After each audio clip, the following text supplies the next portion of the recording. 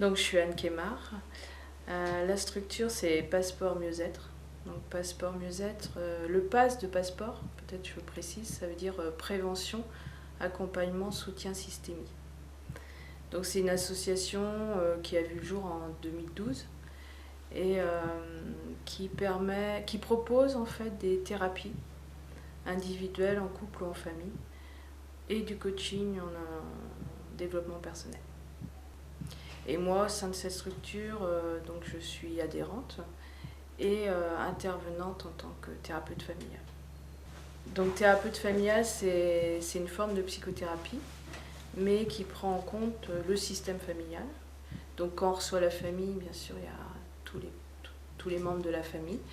Et quand on reçoit une personne en individuel, on reçoit la personne en tenant compte de son environnement familial, principalement, mais aussi des différents contextes dans lesquels elle vit, en fait. Travail, amical. Donc les trois thérapeutes familiaux font la même chose, en fait, hein, reçoivent en individuel, en couple ou en famille, et le coach reçoit en individuel. Plutôt pour aider les gens à sortir d'une situation difficile, à prendre des décisions, à hiérarchiser en fait leurs priorités. Et puis sinon on a quand même une petite partie aussi où on peut faire, donc en plus de ces rendez-vous, par exemple on peut faire de l'analyse de pratique auprès d'équipes dans le milieu médico-social. Alors je pense que oui, on fait partie de l'économie sociale et solidaire, plutôt dans le champ social. L'idée, c'était vraiment de permettre aux personnes qui voudraient faire le choix de la thérapie familiale de pouvoir y accéder, quelles que soient ses ressources, en fait. Et l'idée, c'était vraiment un peu l'égalité des chances, quoi. Que ce ne soit pas une pratique élitiste et réservée qu'à une population qui pourrait se le payer. Dans le cadre de la prévention, parfois, les gens vont venir pour un problème et aussi un peu un conseil, enfin échanger en tout cas sur ce qui les préoccupe. Et parfois, on se rend compte que ça peut être aussi un seul rendez-vous pour des mamans qui sont inquiètes pour leur enfant ou des papas. Ça peut être un rendez-vous et ça suffit d'échanger en une fois.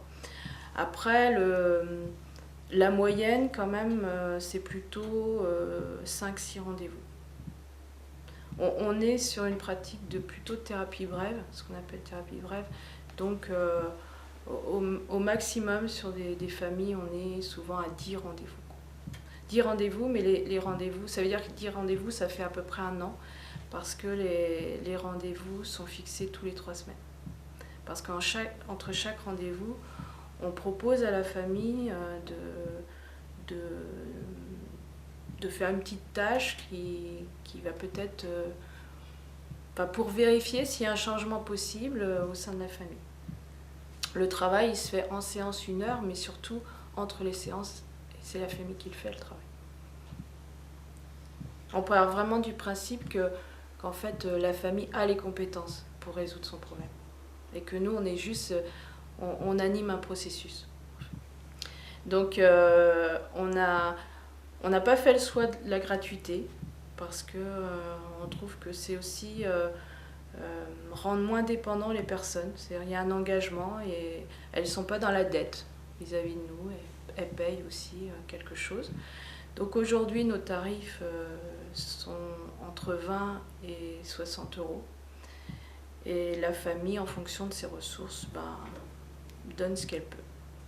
Ce qui m'anime, c'est vraiment une conception humaniste de la vie, je crois. Une sensibilité, je pense, aux gens aussi.